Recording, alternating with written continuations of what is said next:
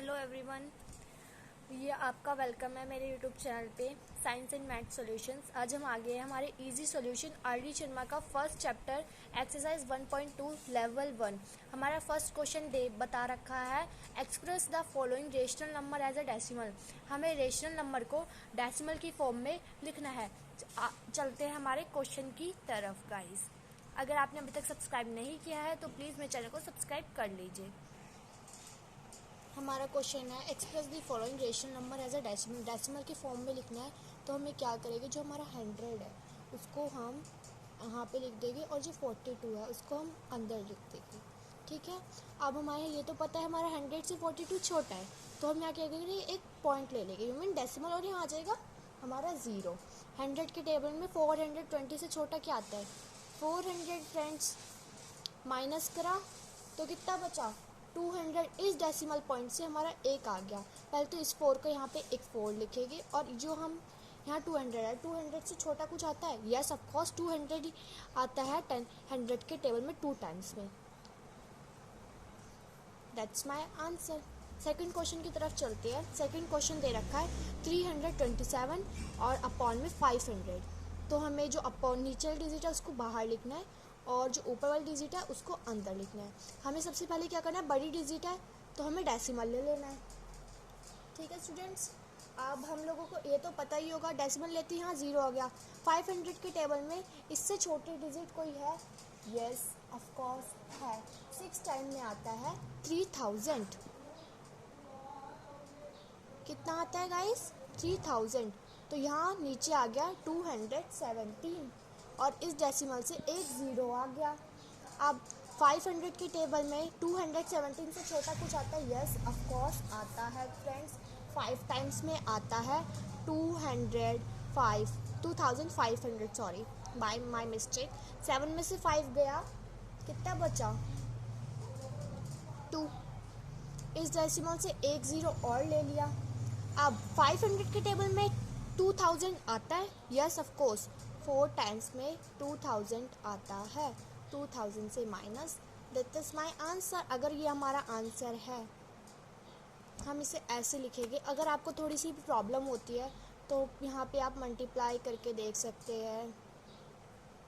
देखो हम मल्टीप्लाई करते हैं, आपको मल्टीप्लाई करने में बच्चों को बहुत प्रॉब्लम होती है। मैं एक मल्टीप्लाई की वीडियो ज़रूर अपलोड करूँगी। हमारे थर्ड क्वेश्चन की तरफ चलते हैं। हमारा थर्ड क्वेश्चन है 15 अपॉन में 4। ये तो बहुत आसान है, 4 को बाहर लिखा और 15 को अंदर, कोई डेसिमल नहीं लेना। 4 के टेबल में 15 आता है, नहीं। 15 से छोटा, यस ऑफ कोर्स 3 टाइम्स में 12 आता है। 12 कितने टाइम्स में आता है 15 में से 12 माइनस किया 3 आया। अब यहाँ एक डेसिमल ले लेंगे और यहाँ 0 आ जाएगा। 4 के टेबल में 13 आता है, नहीं। 13 से छोटी digit, yes of course 7 times में क्या आता है 28। माइनस करने पे हमारा 20 आता है। 4 के टेबल में 20 आता है, यस ऑफ कोर्स आता है। कितने टाइम्स है 5 टाइम्स में 20 में से 20 गया, हमारा रिमाइंडर आ गया 0 और हमारा ये है क्वेश्चन, हमारा आंसर बन गया है। सेकंड क्वेश्चन है हमारा 2 अपॉन में 3। मैंने यहाँ पे इसको पहले से लिख लिया है तो आप कंफ्यूज मत होइए। नीचे डिजिट बाहर और 2 बीच पे। सबसे पहले हम डेसिमल लेके यहाँ 0 लेंगे। 3 के टर्म में 20 आता है, नहीं आता तो उससे छोटे डिजिट आती है, या सबको 18 आती है, वो भी 6 टाइम में। 6 यहाँ लिखा, 18 यहाँ लिखा, कितने टाइम्स में गया 2 पॉइंट से एक डेसिमल से यहाँ एक 0 आ गया, फिर यहाँ 6 आ गया और यहाँ 18, फिर माइनस होके 2 आ गया। अब हमें लग रहा है कि ये रिपीटिंग टर्म है तो हम क्या करेंगे, इसके ऊपर बार लगा देंगे 6.6। It is a terminated value. अभी हम टर्मिनेटेड वैल्यू के बारे में आगे पढ़ेंगे अच्छे से फ्रेंड्स।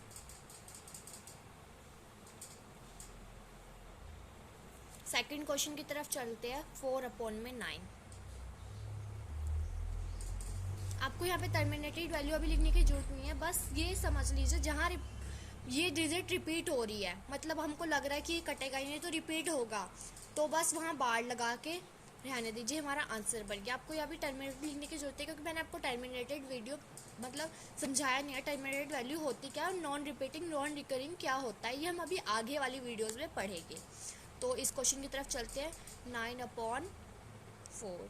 ठीक है फ्रेंड्स, तो पॉइंट लग गया, 4 आ गया, और टाइम में 36 आ गया, 36 में से 40 आ गया, फिर से हमारा 40 आ गया, फिर हमने यहाँ पे 4 दोबारा ले लिया, फिर 36। तो हमें यहाँ पता चल गया कि ये एक रिपीटिंग टर्म है, यहाँ ये रिपीट होगी, डिजिट माइनस हो ही नहीं सकती। तो हमारा 4 मतलब सॉरी, यहाँ पे इस क्वेश्चन पे यहाँ पे 6 पहले आए, मतलब डेसिमल पहले आएगा। ध्यान रखना, मेरे से थोड़ी सी गलती हो गई फ्रेंड्स, इसको देखना, ये हमारा आंसर है। थर्ड क्वेश्चन की तरफ चलते हैं। 15/2, इस माइनस को अभी हम भूल जाते हैं, यहाँ कोई माइनस है ही नहीं। 15/2, यहाँ पे सबसे पहले हमें डेसिमल लेना है, डेसिमल लेते हैं, यहाँ 20 हो जाएगा।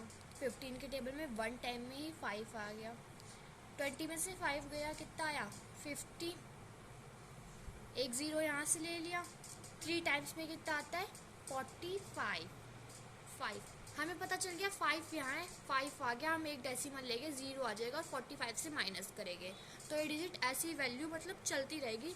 तो हम 1 और 3 के ऊपर बार लगा देते हैं, और जो हमारा 1 और 3 है माइनस में आ जाएगा, मतलब, और ये हमारा आंसर हो गया। ठीक है गाइस, अगर आपको कोई भी डाउट है तो प्लीज़ मुझे कमेंट में बता सकते हैं, आपको इसकी दोबारा वीडियो अपलोड कर दूँगी, अच्छे से समझा सकती हूँ। अब हम यहाँ पे अपने इस क्वेश्चन की तरफ चलते हैं। 13/22, 13 √22, तो हम सबसे पहले क्या करेंगे, 1 करेंगे, 22 में से 13 माइनस करते हैं तो हमारा 19 आता है। यहाँ पे एक डेसिमल ले लेंगे तो यहाँ पे 0 आ जाएगा। 13 के टेबल में 90 नहीं आता, 90 से छोटी डिजिट यस आती है। 6 टाइम में 78 आता है। 19 में से 78 माइनस करेंगे तो हमारा 22 आएगा। हमें पता है यहाँ 22 दोबारा आ गया, ये टर्म दोबारा रिपीट होगी, तो हम 1.6 के ऊपर बार लगा देंगे, और ये हमारा हो गया आंसर। सॉरी फ्रेंड्स, ये क्वेश्चन गलत है, इसमें थोड़ा मतलब माइनस में मेरी यहाँ पे गलती हो गई है, मैंने यहाँ पे कैरी लिया और मैं ध्यान से उतर गया, सॉरी। तो हम आगे इसका सॉल्यूशन देते हैं। 13/22 है, सबसे पहले हम क्या करेंगे, 1 से करेंगे -19, उसके बाद यहाँ पे एक डेसिमल लिया, 19 आ गया। 78 में से कितना आ गया 12, डेसिमल से यहाँ एक 0 आ गया। 13 के टेबल में इससे छोटी डिजिट आती है, कितने टाइम्स में आती है, सबसे पहले तो ये जो 6 टाइम का था यहाँ पे लिख दिया। इससे छोटी डिजिट हाँ आती है, 9 टाइम्स में आती है।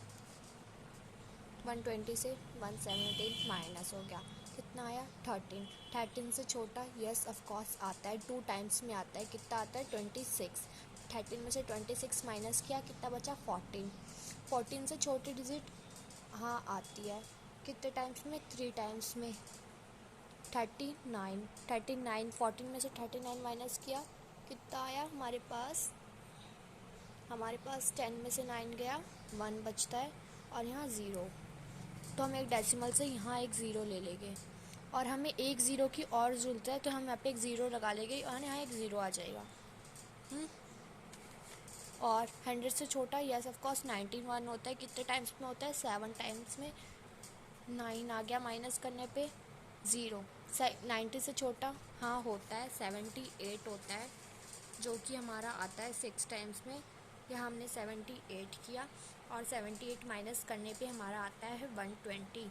120 हो गया, 120 से छोटा होता है कुछ हाँ होता है 9 टाइम्स में, तो यहाँ पे हमारा 170 आ गया, और हमारा फिर से 3 आ गया। तो आप देख सकते हैं जहाँ से हमने स्टार्ट किया था 120 में से 170 माइनस किया था और 3 आ गया, ये हमारी डिजिट अब रिपीटिंग हो गई, तो हम इस पर अब अपना बार लगा देते हैं, और ये हमारा हो गया आंसर। हमारा एक क्वेश्चन है, नेक्स्ट क्वेश्चन, हम इसको यहाँ ऐसे लिखेंगे।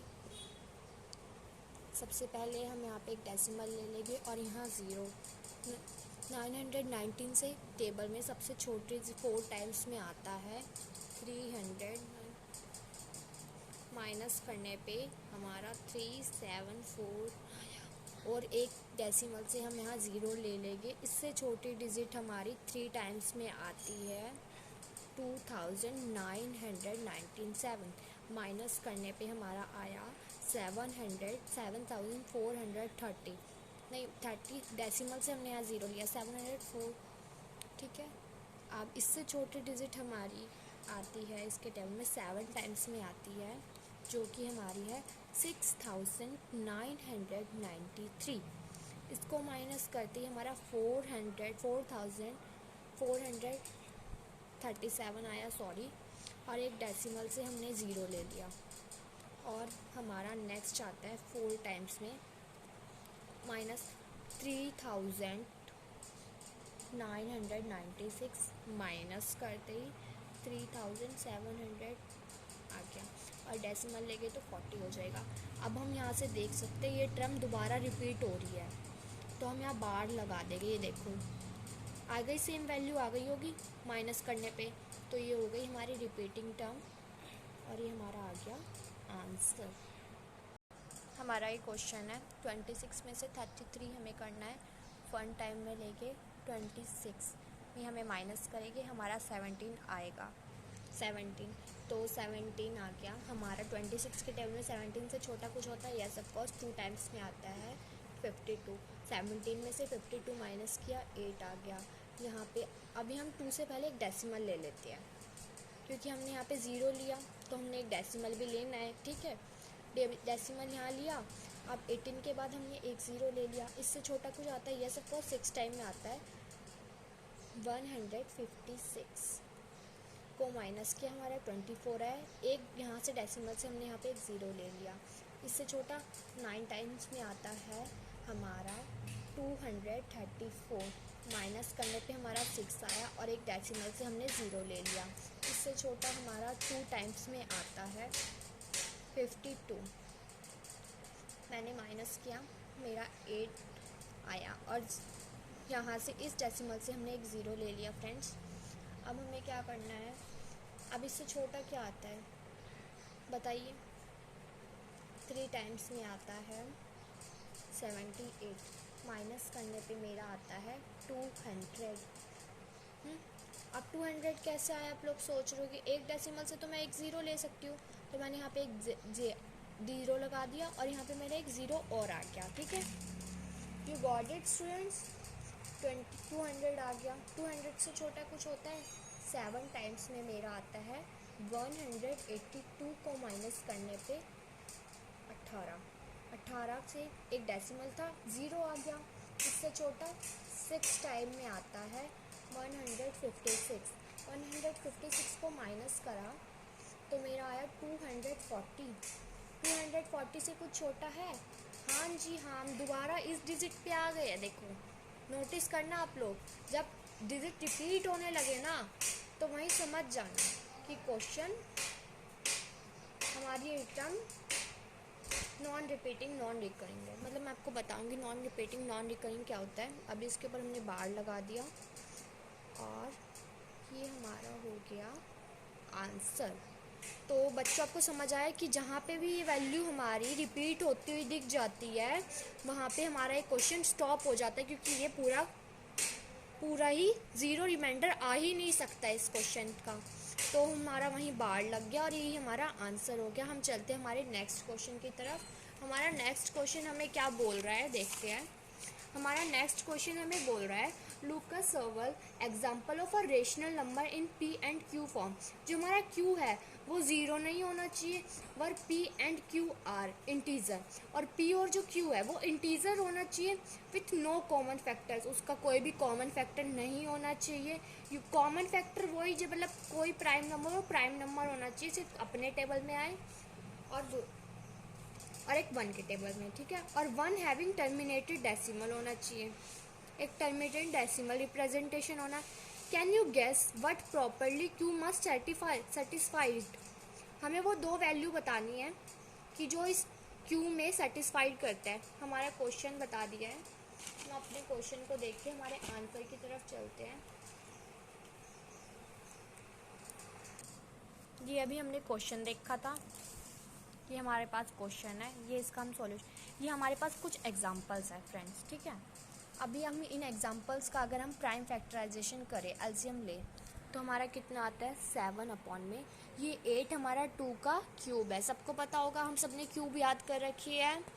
और जो हमारा 2 है वो हमारा 5 का 25 है, ये सॉरी जो 25 है वो 5 का स्क्वायर है, सॉरी यहाँ गलती हो गई थी, ये 25 है स्टूडेंट्स। और जो 14 है वो हमारा 2 इंटू 1 में 5 आता है, यू मीन 2 का क्यूब इंटू में 5 इंटू। तो इनमें कौन सी वैल्यू सेम सेटिस्फाइड कर रही है? 2, 5 एंड 2 एंड 5, मतलब 2 और 5 ही एक ऐसे प्राइम फैक्टराइजेशन है जो क्यू पे मस्ट हैव पावर, जो कि क्यू की वैल्यू को सेटिस्फाइड करते हैं। तो हम क्या लिख सकते हैं? Prime factorisation